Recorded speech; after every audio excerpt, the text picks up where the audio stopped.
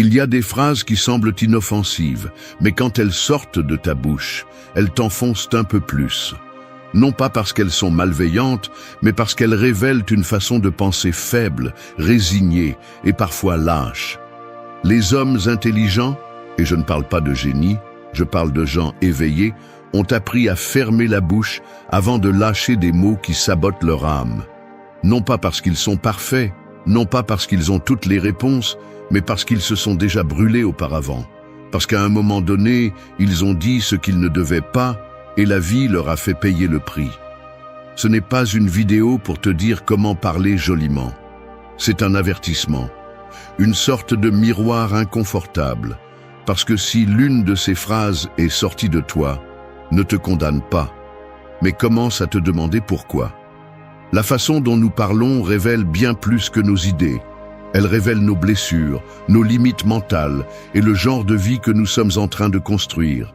Et si tu veux vraiment grandir, si tu veux vraiment être fort, sage et libre, alors il y a des choses que tu devras arrêter de dire, non pas par honte, par stratégie, par respect de soi, par évolution. Nous allons parler de 8 phrases que les hommes intelligents évitent de dire, 8 coups de réalité, 8 leçons pratiques qui vont te faire un peu mal, mais qui, si tu les comprends, peuvent faire la différence entre rester coincé ou commencer à bouger avec puissance et clarté. 1. Apprends à te taire avant que ton ego ne parle pour toi.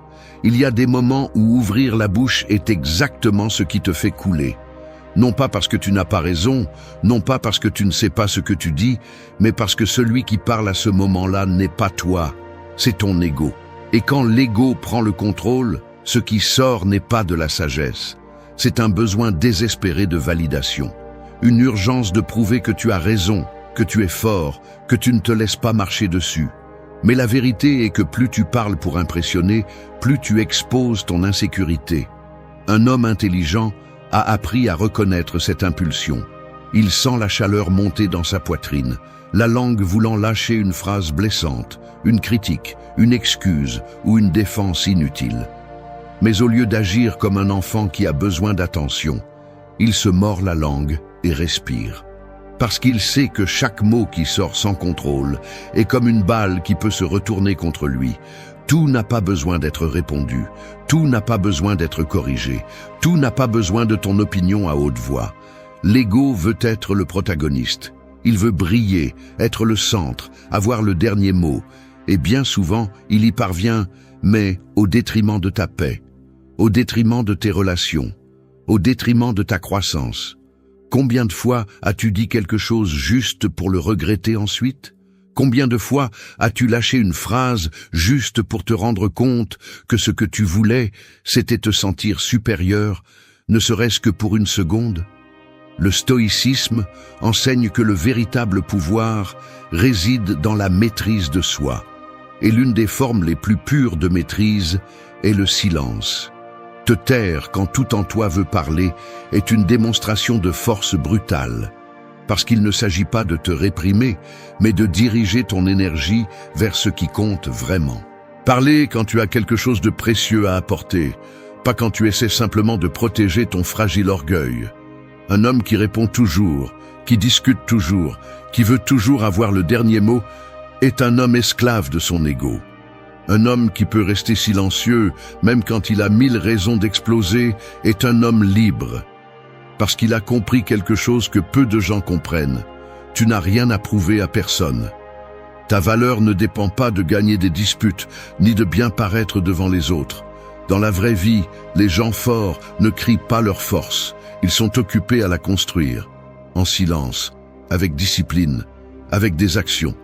Les personnes qui méritent le plus de respect ne sont pas celles qui élèvent la voix, mais celles qui savent quand baisser la tête et continuer à travailler sans avoir besoin de faire du bruit. Ce n'est pas de la soumission, c'est de la stratégie, c'est de la clarté.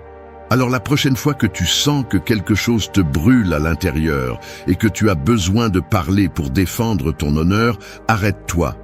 Demande-toi, est-ce que c'est ma sagesse ou mon insécurité qui parle?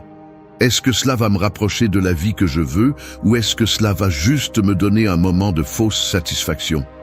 Si cela n'apporte rien, si cela ne construit pas, si cela n'ajoute pas, mieux vaut te taire, parce que le silence du sage en dit plus que 1000 mots de l'orgueilleux.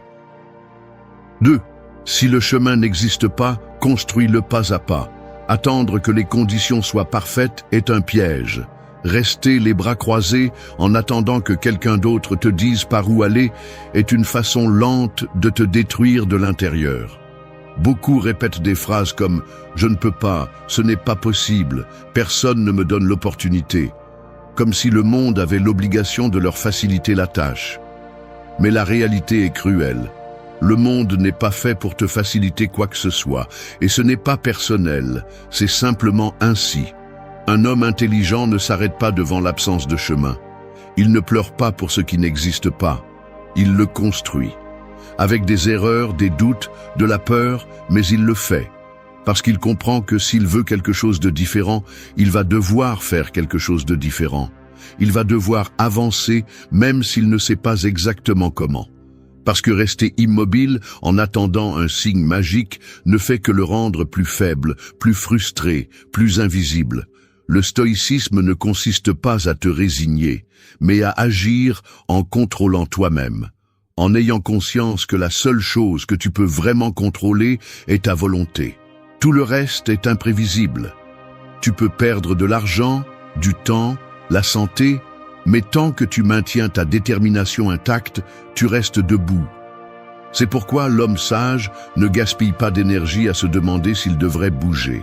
Il bouge, même lentement, même dans l'obscurité, même si ses jambes tremblent. Attendre que quelqu'un d'autre te montre le chemin est dangereux.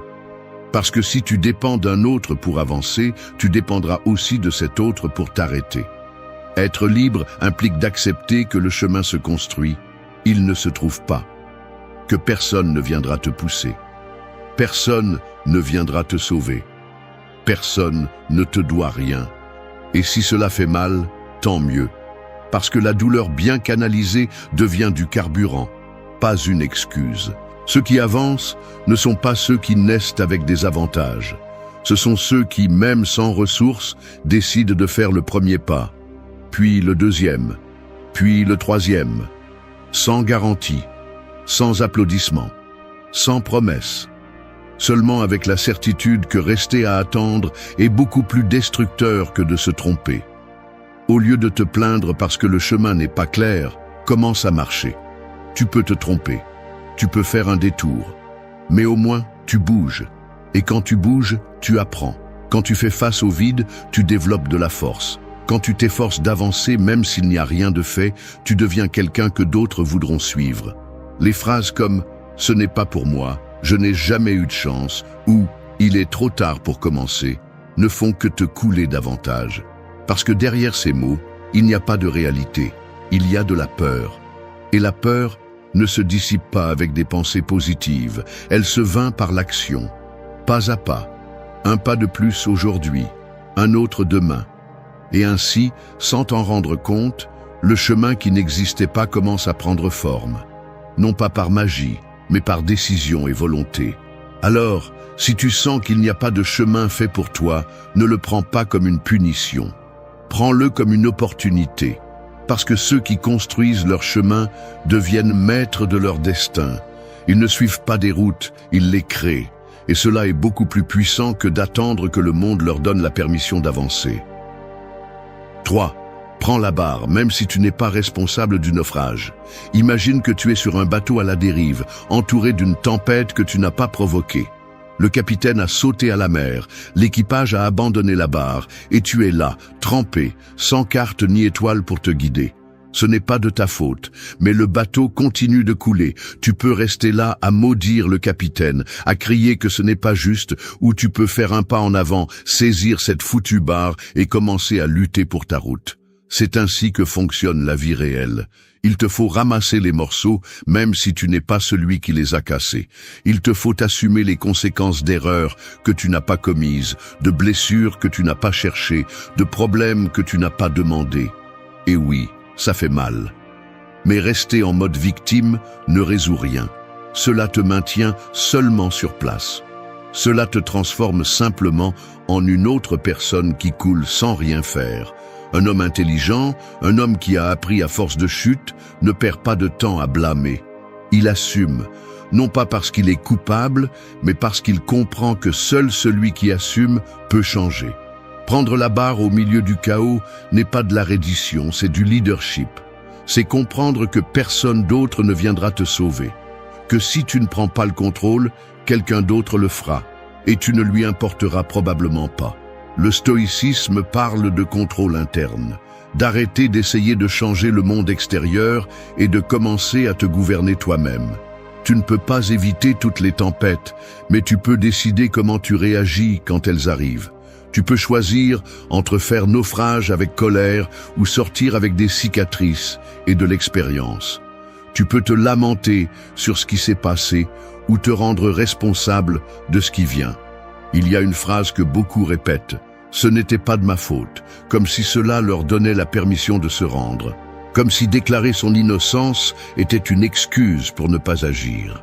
Mais la vie ne répond pas aux excuses, elle répond aux décisions. Si tu attends que tout soit juste pour bouger, tu vas attendre pour toujours. Responsabilité n'est pas la même chose que culpabilité. La culpabilité, c'est regarder le passé, chercher des coupables, pointer du doigt. La responsabilité, c'est regarder vers l'avant, accepter que cela te plaise ou non, cela dépend de toi. Cette différence change tout. Elle te libère, parce que tu n'attends plus que quelqu'un répare ton bateau. Tu en construis un nouveau avec tes propres mains. Et oui, il y aura des moments où tu auras l'impression de ne plus pouvoir continuer, que c'est injuste de devoir porter autant, que ce n'est pas juste de devoir être fort tout le temps. Mais il ne s'agit pas de justice, il s'agit de pouvoir, de décider que si la vie t'a déjà donné ce désastre, tu vas répondre avec force, avec courage, avec intelligence. La prochaine fois que quelque chose s'effondrera autour de toi, ne perds pas de temps à chercher des coupables. Cherche la barre, même si ta main tremble, même si tu n'as pas une route claire, même si tu es seul, parce que c'est seulement ainsi que tu deviens quelqu'un d'insurmontable, quand tu décides de prendre le contrôle même dans le pire des scénarios. 4. Demander de l'aide ne t'affaiblit pas, cela t'élève. L'une des erreurs les plus courantes et les plus destructrices est de penser que demander de l'aide est un signe de faiblesse. Comme si admettre que tu ne peux pas tout faire était une honte. Comme si avoir besoin de quelqu'un était une raison de culpabilité ou de moquerie. Cette idée absurde, alimentée par un orgueil mal compris, a conduit beaucoup de gens à sombrer en silence, à taire ce qui leur fait mal, à prétendre que tout va bien alors qu'à l'intérieur, ils sont en train de s'effondrer. Un homme intelligent n'avale pas sa douleur juste pour paraître fort. Il ne se renferme pas dans son monde en espérant que les choses se résolvent par magie. Il n'a pas peur de lever la main et de dire « j'ai besoin d'aide », parce qu'il sait que la véritable force n'est pas de porter tout seul, mais d'avoir l'humilité de reconnaître ses limites et de chercher du soutien pour les surmonter. Accepter de l'aide n'est pas abandonner, c'est une décision stratégique. C'est comprendre qu'il y a des moments où avancer seul te rendra plus lent, plus maladroit et plus vulnérable. Le stoïcisme ne promeut pas l'isolement ni l'autosuffisance absolue. Il enseigne à cultiver la vertu, et l'une des vertus les plus puissantes est l'humilité. La capacité de te regarder dans le miroir et de reconnaître que, aussi fort que tu sois, tu ne sais pas tout, tu ne peux pas tout faire, tu n'es pas fait de pierre. Beaucoup se cachent derrière des phrases comme « je me débrouille seul »,« je ne veux déranger personne » ou « je vais m'en remettre avec le temps ». Mais ces phrases ne naissent pas de la sagesse, elles naissent de la peur. Peur du jugement, peur de paraître moins, peur de perdre le contrôle. Et pendant que la peur domine, tu te déconnectes, tu t'isoles, tu t'éteins sans t'en rendre compte. Demander de l'aide ne te dévalorise pas, cela te valorise. Parce qu'en le faisant, tu choisis d'avancer, tu ouvres des portes, tu construis des connexions réelles. Les personnes les plus fortes ne sont pas celles qui s'isolent, mais celles qui savent s'appuyer sur les autres quand c'est nécessaire, sans dépendre, sans perdre leur autonomie, mais en comprenant que nous sommes plus efficaces lorsque nous travaillons en équipe. Dans la vie réelle, personne n'arrive loin complètement seul. Derrière chaque personne que tu admires, il y a quelqu'un qui a tendu la main à un moment donné. Un mentor, une amitié sincère, un thérapeute, un frère, un maître. Des gens qui ont offert une nouvelle perspective, un mot précis, un élan juste quand on en avait le plus besoin. Et cela n'est pas une faiblesse, c'est de l'évolution. De plus, demander de l'aide a un effet secondaire puissant. Cela enseigne. Cela enseigne aux autres qu'ils n'ont pas à tout porter.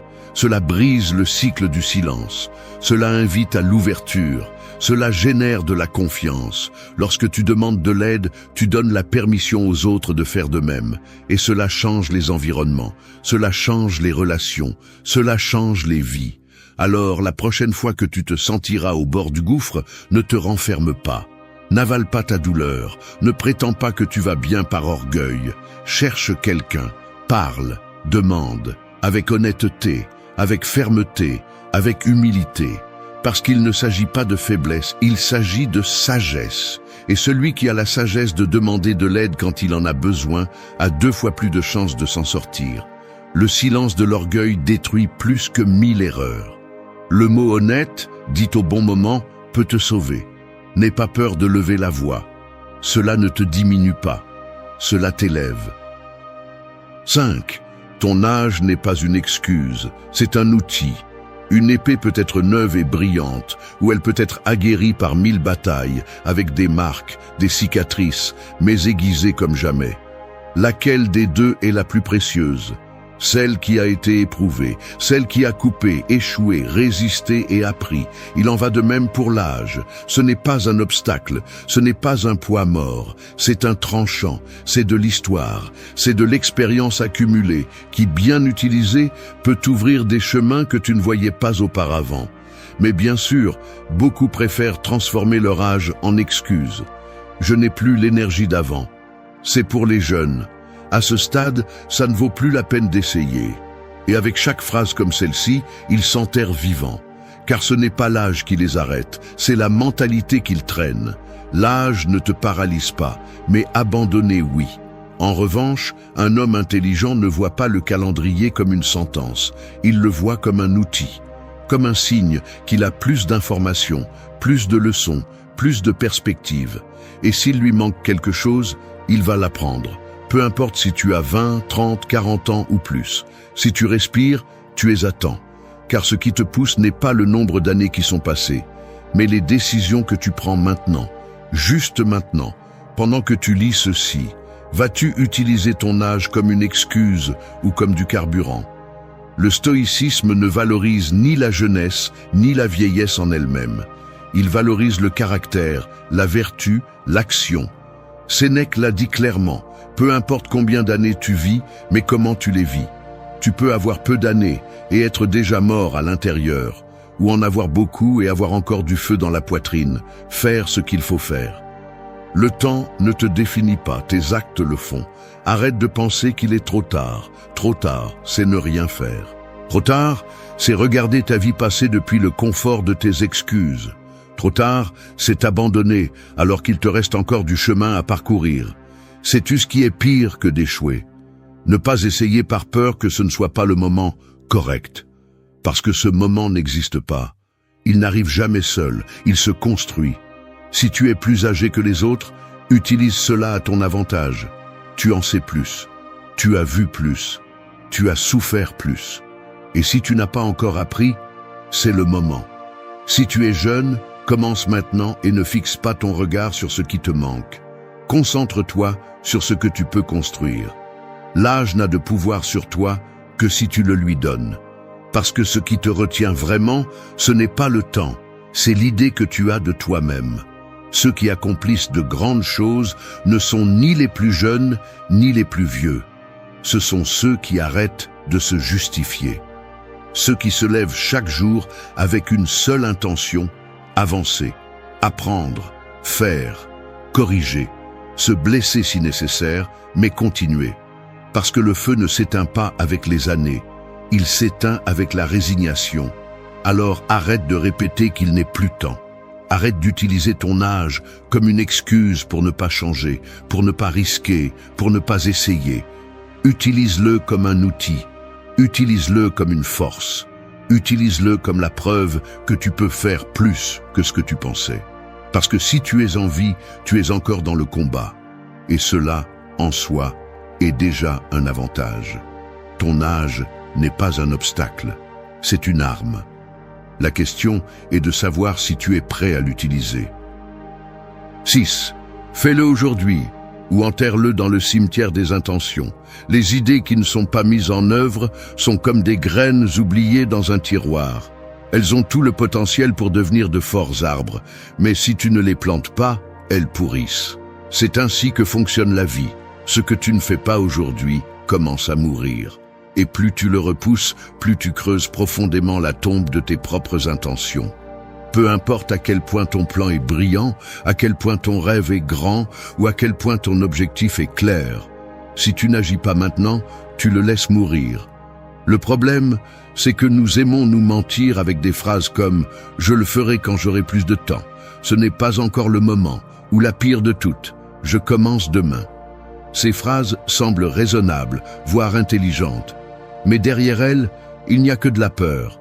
Peur de l'échec, peur de l'effort, peur du changement.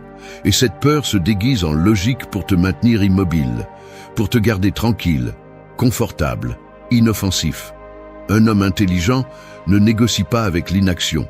Il ne se trompe pas avec des discours internes qui ne servent qu'à endormir son potentiel. Il comprend que le temps ne l'attendra pas, que chaque jour qui passe sans bouger est un jour de moins de vie réelle. Parce qu'être en vie, ce n'est pas respirer. Être en vie, c'est agir, construire, prendre des risques. Tout le reste, c'est survivre en pilote automatique. Le stoïcisme enseigne que le moment présent est la seule chose que nous avons de garantie. Tout le reste est incertain. Repousser ce qui est important est un manque de respect envers ta propre vie. C'est comme avoir les clés d'une porte et rester à la regarder sans l'ouvrir, en attendant un signe divin qui ne viendra jamais.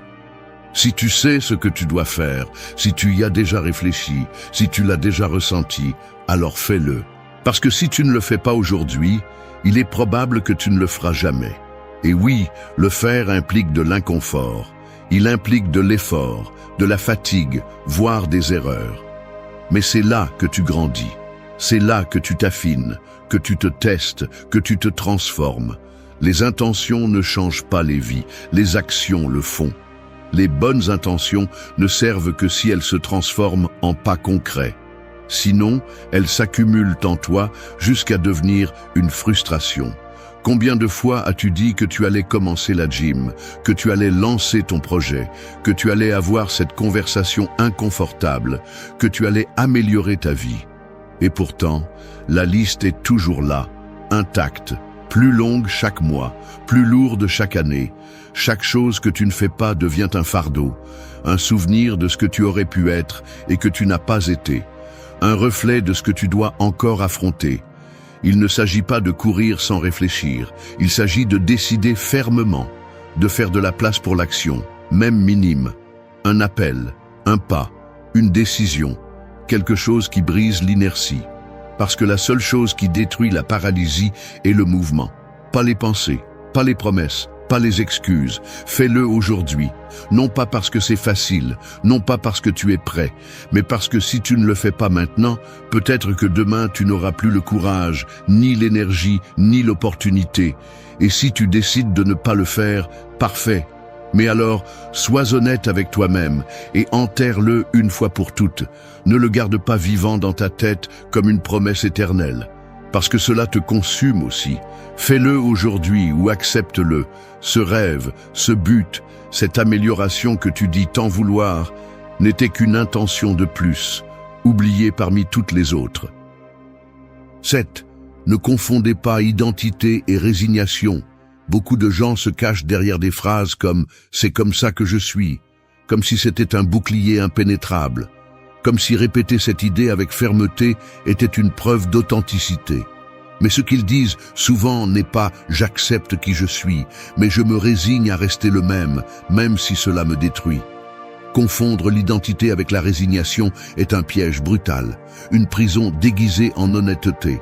Parce que quand vous dites « c'est comme ça que je suis » et que vous l'utilisez pour justifier votre manque de changement, votre manque d'effort ou votre manque de contrôle, ce que vous faites n'est pas vous accepter, c'est vous rendre. Un homme intelligent sait que son identité est en constante construction, qu'il n'est pas une pierre, mais de l'argile, que même s'il y a des parties de son histoire qui l'ont marqué, cela ne le définit pas. Qu'il peut avoir une façon d'être, oui, mais aussi la capacité de se transformer, parce que celui qui s'accroche trop à ce qu'il croit être finit par se refuser la possibilité de devenir ce qu'il pourrait être. Le stoïcisme le rend clair. Vous ne pouvez pas contrôler ce qui vous est arrivé à la naissance, mais vous pouvez contrôler comment vous y répondez. Vous ne pouvez pas changer votre passé, mais vous pouvez changer votre attitude envers lui. Vous ne pouvez pas effacer vos erreurs, mais vous pouvez apprendre d'elles pour ne pas les répéter. Alors, pourquoi continuer à utiliser votre personnalité comme excuse pour rester où vous êtes? Des phrases comme « je suis très impatient »,« j'ai un mauvais caractère »,« je n'ai jamais été bon à ça » ne servent qu'à justifier l'inertie. Et derrière elles se cache un manque de responsabilité brutale, parce qu'il est plus facile de dire « c'est comme ça que je suis » que de regarder en face ce qu'il faut changer. Il est plus confortable de vous accepter comme une version incomplète que d'assumer le dur travail d'amélioration. Mais vous accepter ne signifie pas rester le même.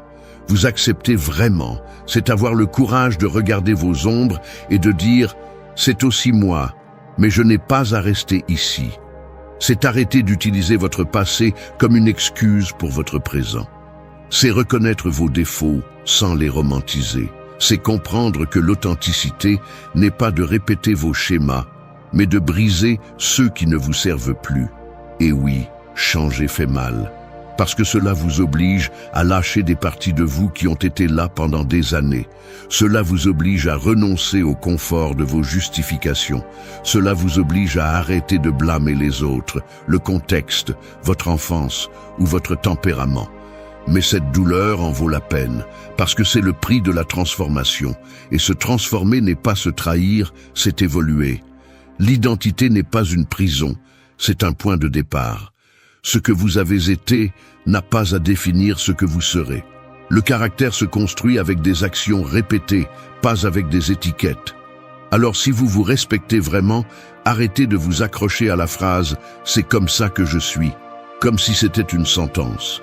Changez-la pour « je travaille là-dessus », parce que cela parle de force, cela parle d'intention réelle, cela vous fait avancer. Chaque fois que vous répétez cette phrase pour rester le même, vous choisissez de vous résigner.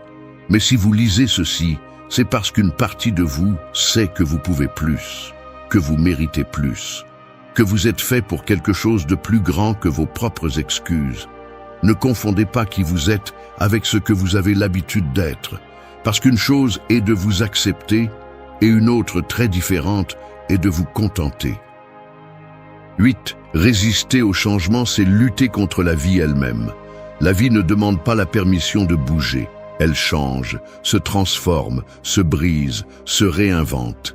Elle le fait sans te consulter, sans te donner le temps, sans garantie. Et tu peux crier, te débattre, résister autant que tu veux. Mais cela ne va rien arrêter. Changer fait partie du jeu et celui qui refuse de s'adapter reste à l'écart, reste en arrière, reste brisé. Résister au changement, c'est comme rester accroché à une porte qui a déjà été fermée à clé. Tu peux continuer à frapper, tu peux continuer à attendre, mais rien ne va se passer. Pendant ce temps, la vie construit de nouvelles portes, de nouveaux chemins, de nouvelles possibilités. Mais tu ne les vois pas parce que tu continues à regarder en arrière, convaincu que ce que tu as perdu est plus précieux que ce que tu pourrais gagner. Un homme intelligent ne craint pas le changement, même s'il le dérange, même si ça fait mal, même s'il ne sait pas ce qui vient après. Parce qu'il comprend une vérité brutale, ce qui ne change pas, pourrit. Ce qui n'évolue pas, stagne. Et lorsque tu t'accroches à ce que tu connais simplement par peur de l'inconnu, tu sabotes ta propre vie. Le stoïcisme enseigne à accepter la nature changeante des choses. Il enseigne que tu ne contrôles pas le monde, seulement ta réponse à lui. Et si ta réponse est une résistance constante, tu t'épuises de l'intérieur. Parce qu'il n'y a rien de plus épuisant que d'essayer de maintenir tout pareil quand tout est déjà en train de changer. Changer n'est pas te trahir, c'est t'honorer. C'est reconnaître que tu es vivant, que tu apprends, que tu t'ajustes pour être plus fort, plus sage, plus libre.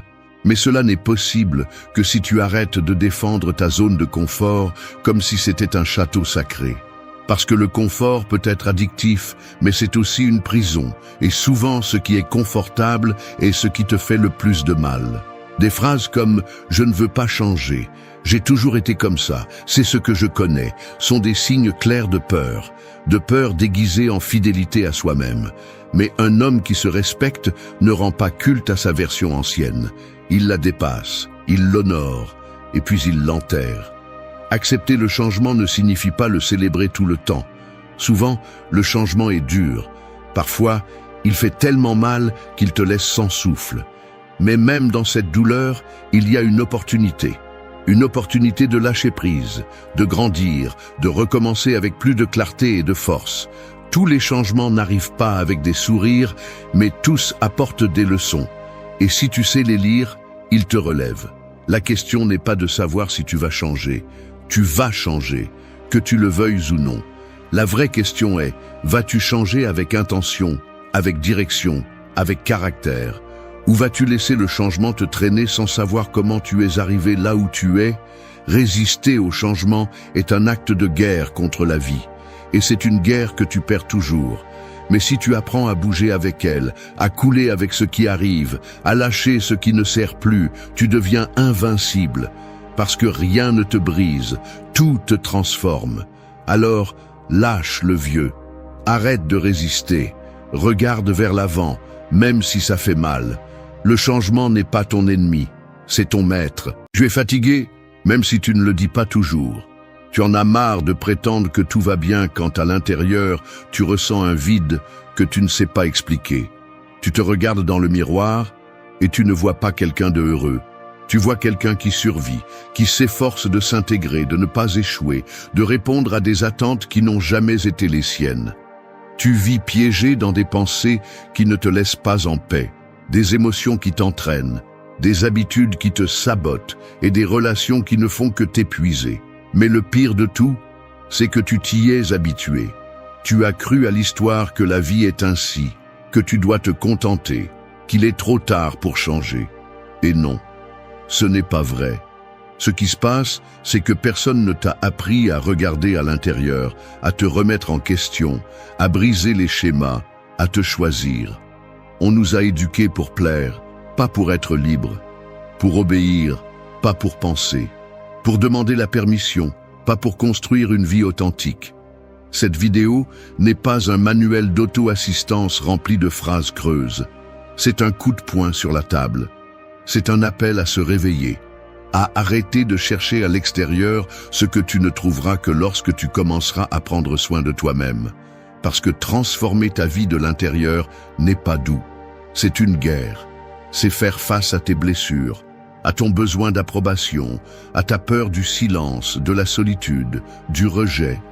C'est arrêter de t'anesthésier avec des excuses, des distractions, avec la validation des autres.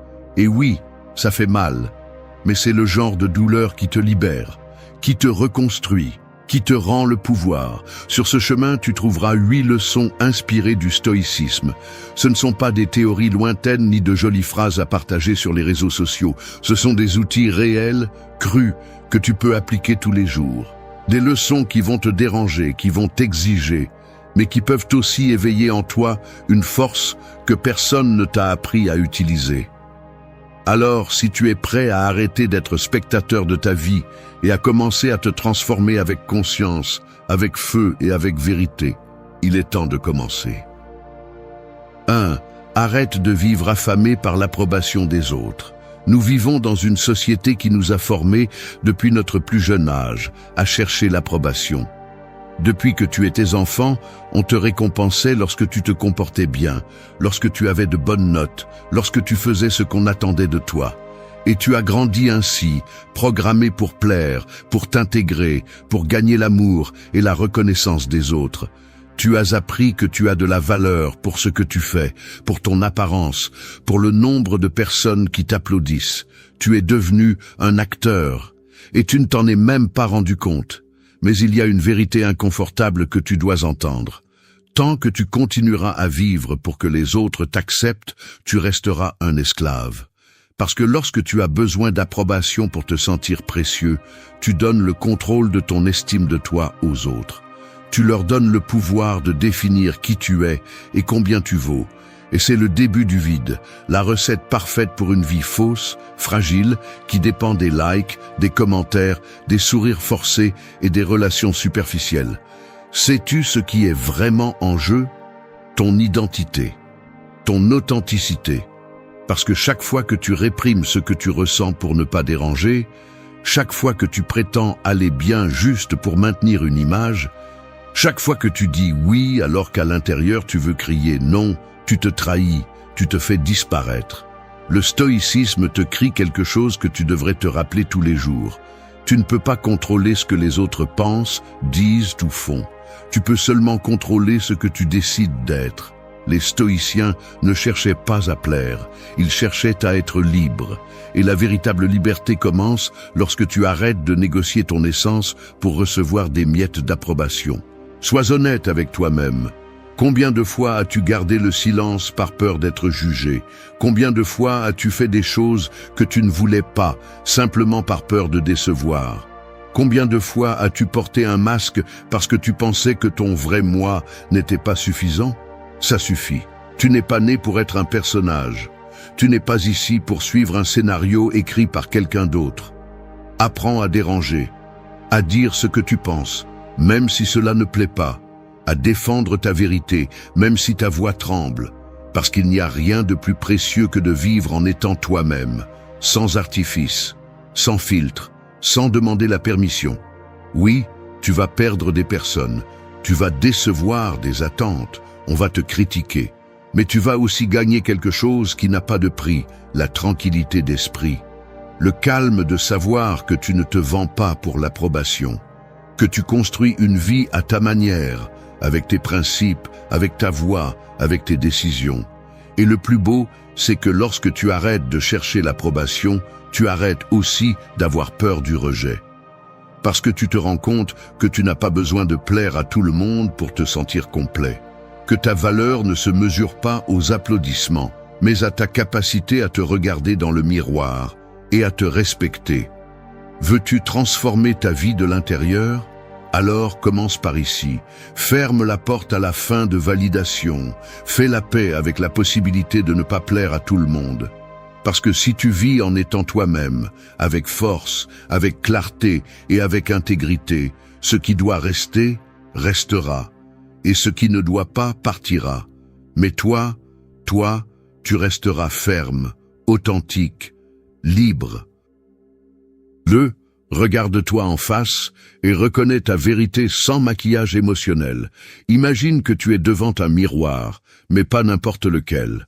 Celui-ci ne déforme pas, ne dissimule pas, ne lisse pas tes traits.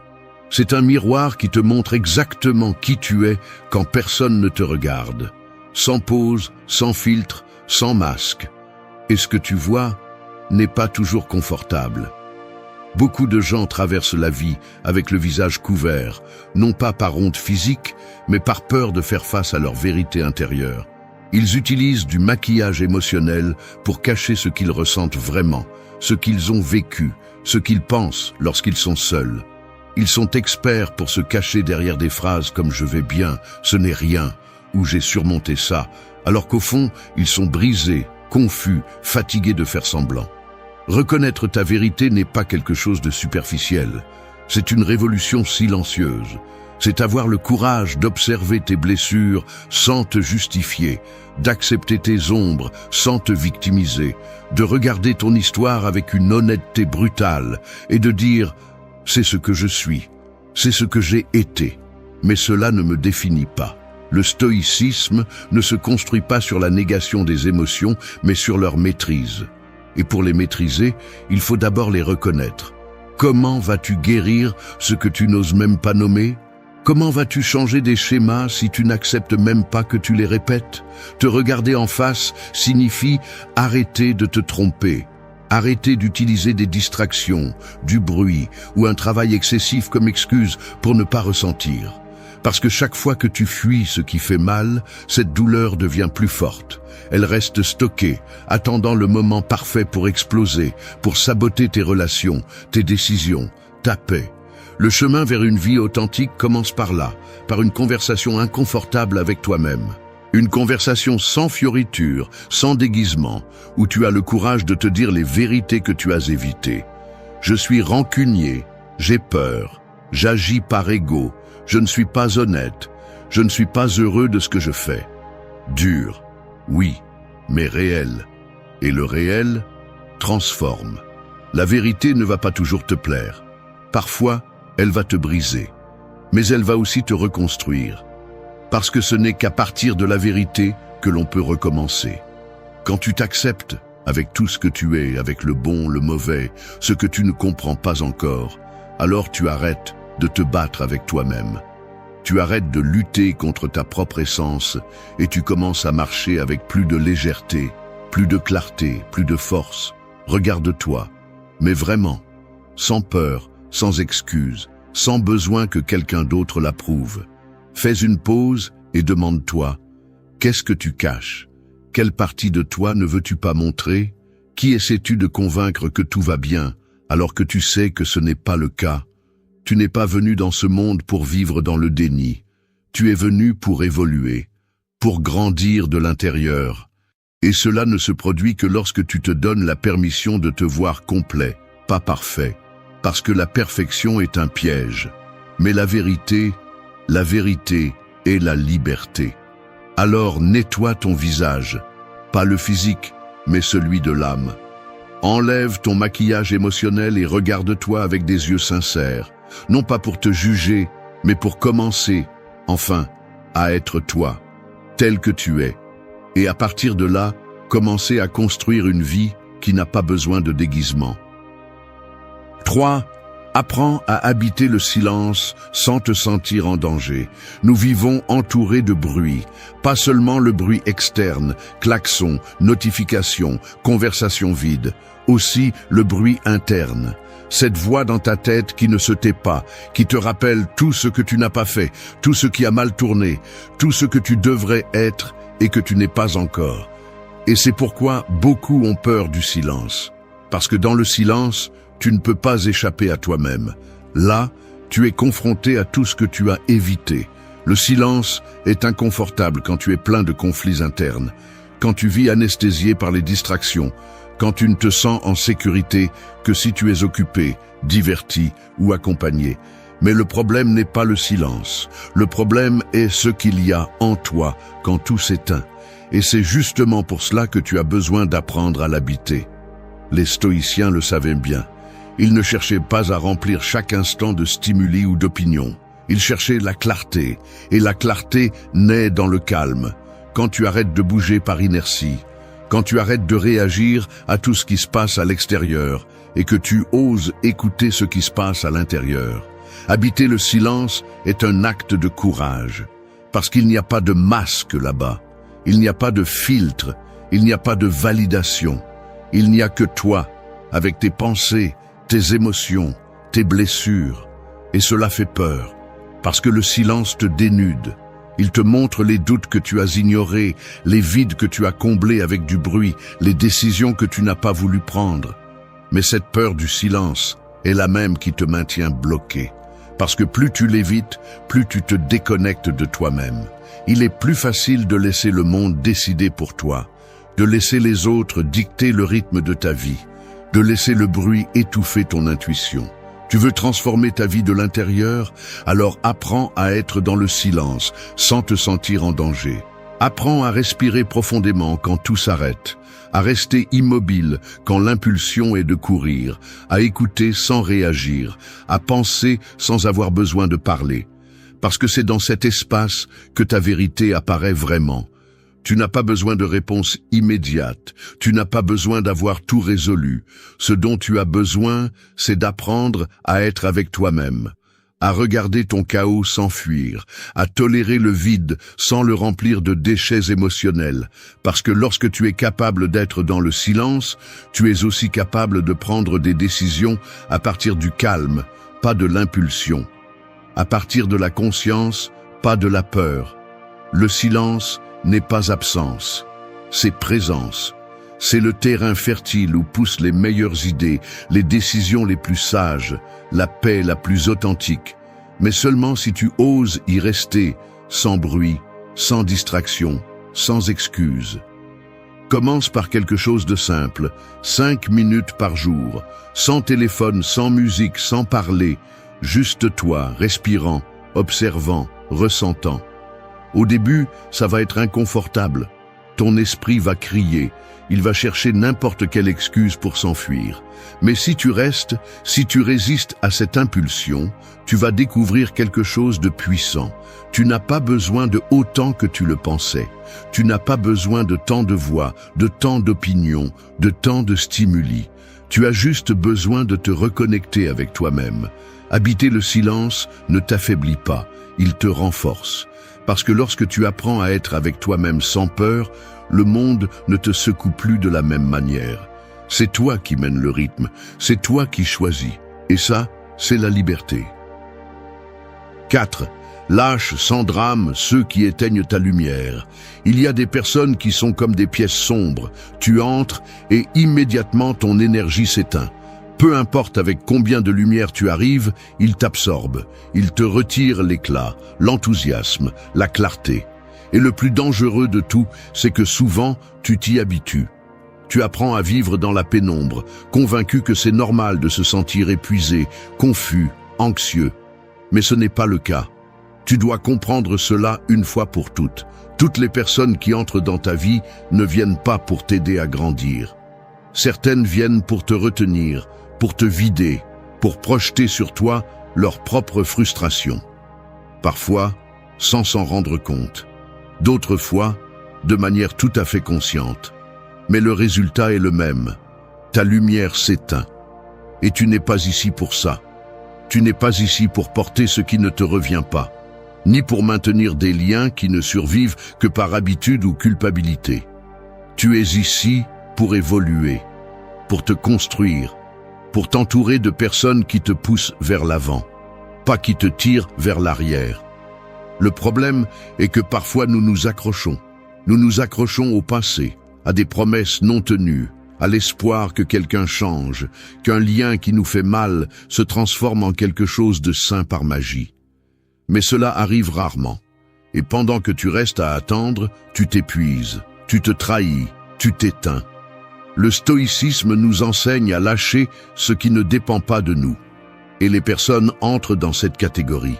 Tu ne peux pas contrôler si quelqu'un te valorise, te respecte, te prend soin de toi. Tu ne peux pas forcer personne à grandir avec toi. Ce que tu peux contrôler, c'est ta décision de rester là ou non. De continuer à donner ton énergie à ceux qui ne savent que la consommer.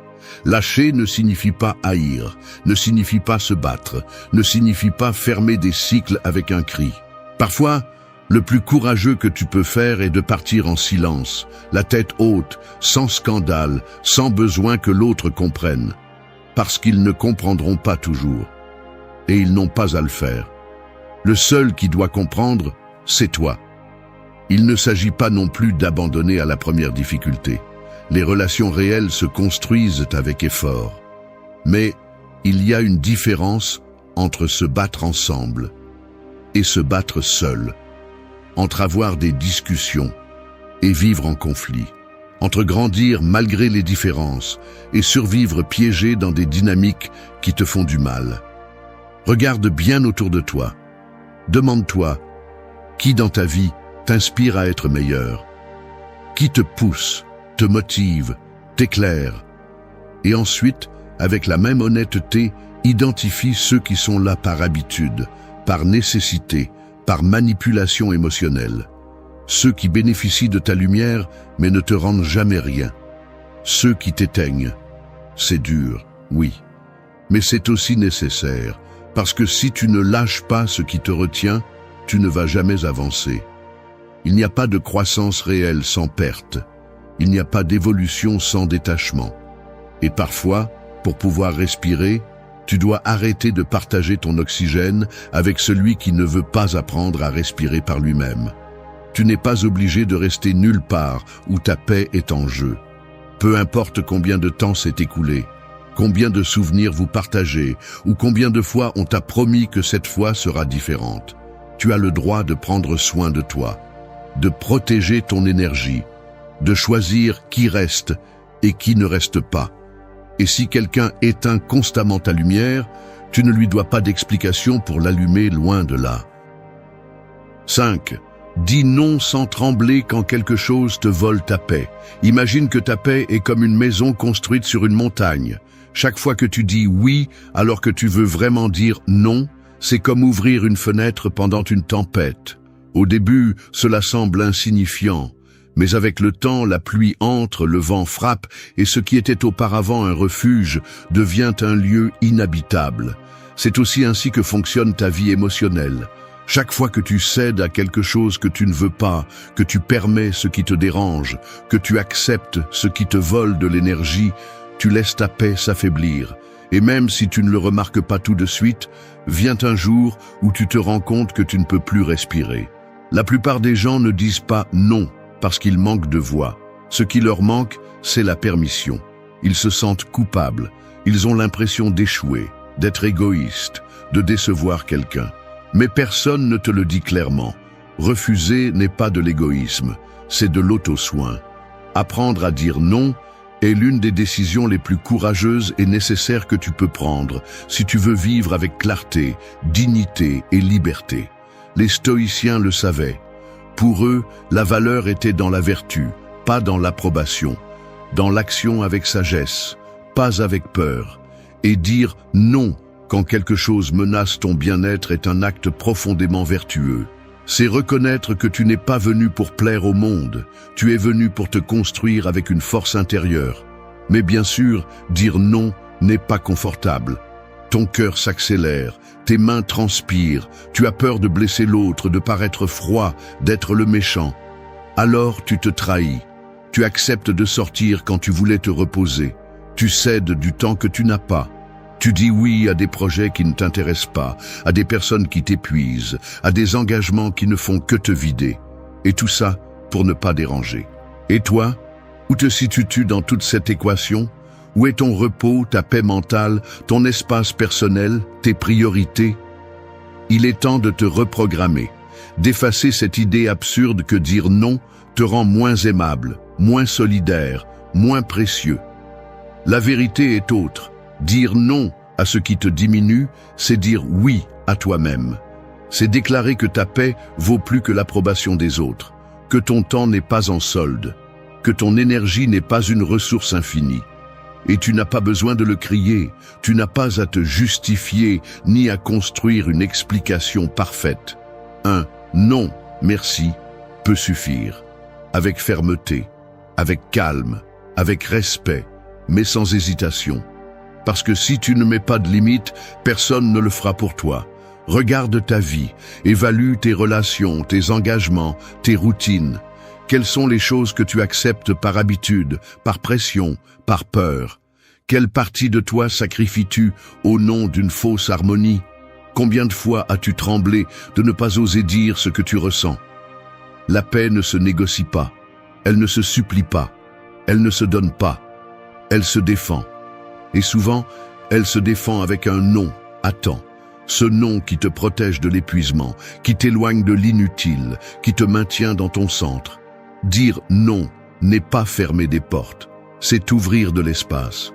Pour ce qui compte vraiment, pour ce qui nourrit vraiment, pour ce qui te construit vraiment. Alors la prochaine fois que quelque chose essaie de franchir les limites de ta paix, rappelle-toi cette phrase. Je ne suis pas disponible pour ce qui me détruit. Même si cela se présente sous le déguisement d'un engagement, d'une amitié ou d'un amour. 6. Lève-toi avec l'engagement ferme de ne pas te trahir. Ta vie est comme un terrain fertile. Chaque décision que tu prends est une graine. Certaines font pousser des racines fortes qui te soutiennent, d'autres ne font que remplir le sol de mauvaises herbes.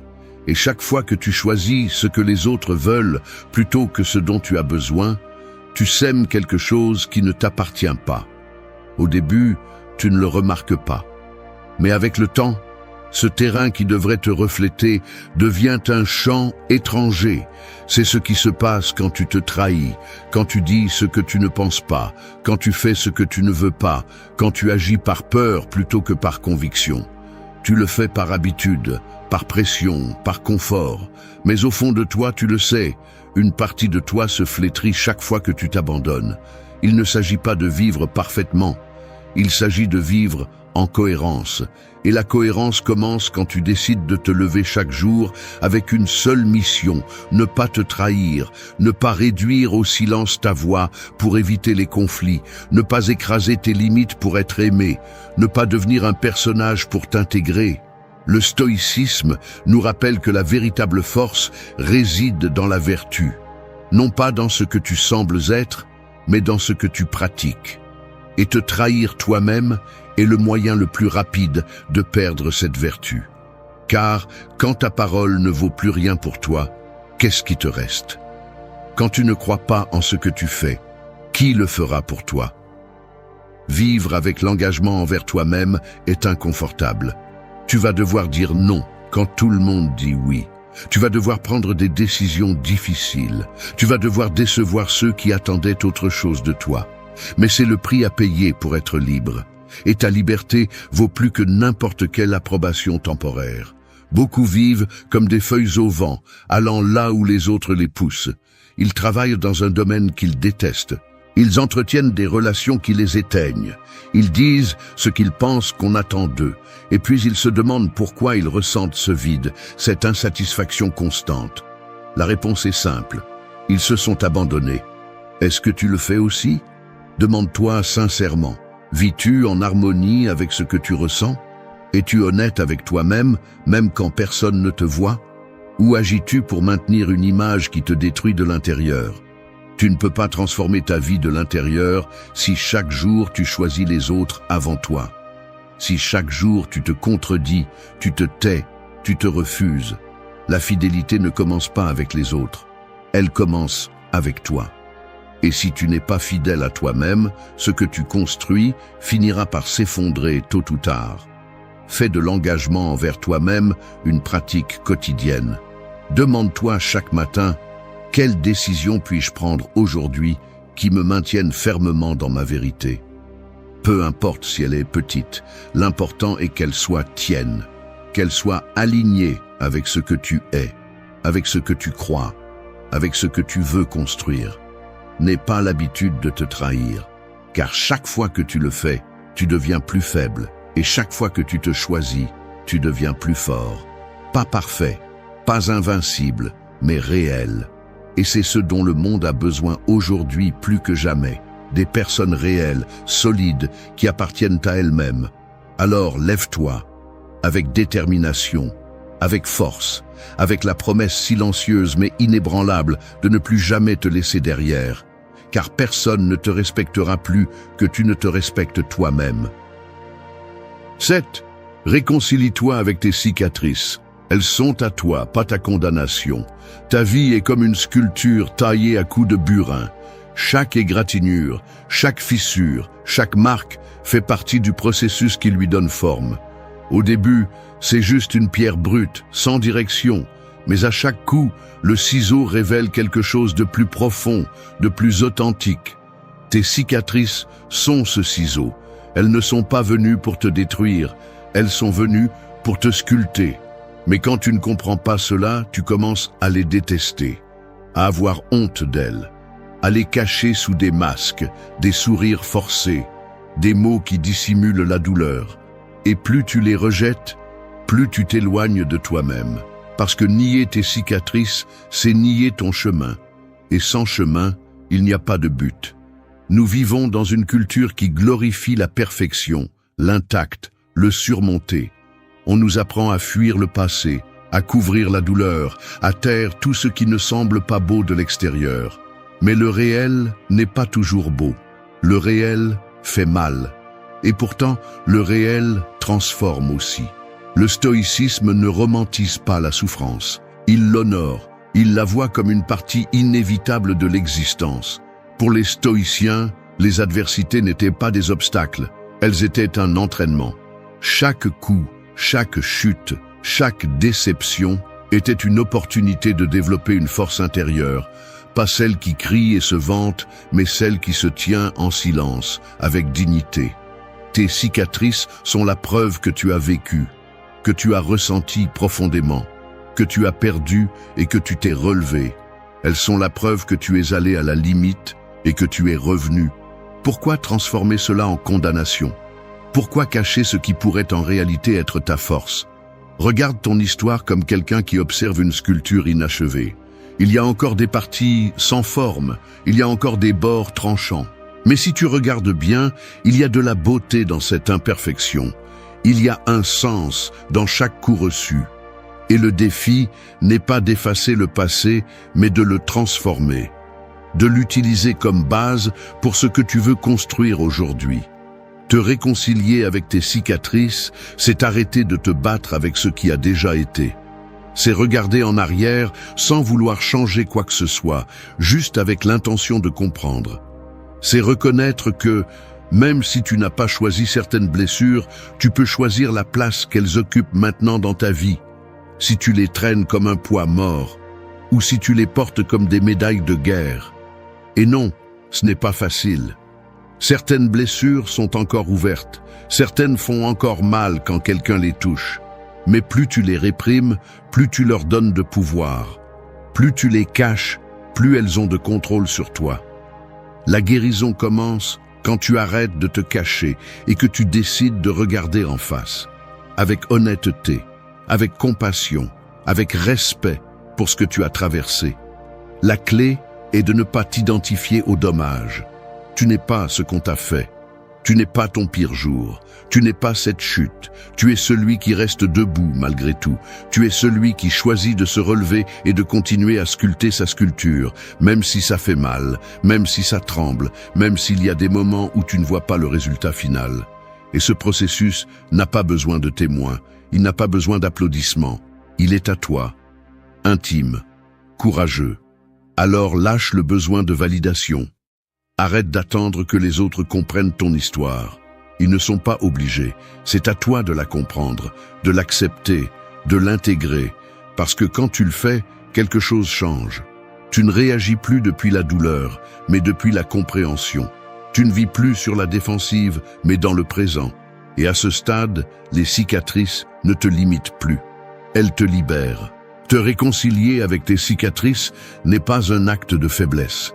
C'est le début de ta force la plus réelle, celle qui naît d'avoir touché le fond et de l'utiliser comme base, celle qui se construit avec la vérité, avec le feu, avec l'humanité. 8. Arrête de trouver des excuses pour justifier l'abandon émotionnel des autres. Imagine que tu tiens une plante au milieu du désert. Tu l'arroses, tu en prends soin, tu la protèges du soleil, tu fais tout ton possible pour la maintenir en vie. Mais cette plante ne grandit pas, elle ne fleurit pas, elle ne réagit pas, et tu restes là, espérant qu'un jour elle change, qu'un jour elle porte des fruits, qu'un jour elle te rende ce que tu as donné.